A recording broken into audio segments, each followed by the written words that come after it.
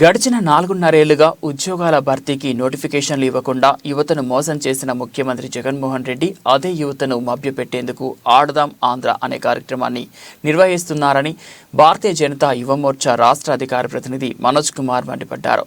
గూడూరులో ఆయన విలేకరుల సమావేశం నిర్వహించి ప్రభుత్వ తీరును విమర్శించారు. ఒకటే చెప్తున్నాం, జగన్మోహన్ రెడ్డి గారు ఖచ్చితంగా రాబోయే ఎన్నికల్లో మీకు నిరుద్యోగులుగా మేము తగిన బుద్ధి చెప్తాం. ఎందుకంటే నిరుద్యోగులను అన్యాయం చేస్తే ఎలా ఉంటుందో మీ యొక్క ప్రభుత్వాన్ని చూపిస్తాం. ఎందుకంటే దాదాపు ఈరోజు నిరుద్యోగులు రాష్ట్రంలో ఇంతమంది ఉంటే కనీసం పోస్టులు విడుదల చేయాలనే ఊసే మీకు లేకపోవడం అనేది చాలా బాధాకరం. ఎందుకంటే మీరిచ్చిన మాటే మీరే చెప్పారు, ఏమనంటే నేను అధికారంలోకి రాగానే నిరుద్యోగుల కష్టాలను తీరుస్తాను, ప్రతి ఏటా జాబ్ క్యాలెండర్ వేస్తాను. ఎక్కడ జాబ్ క్యాలెండర్?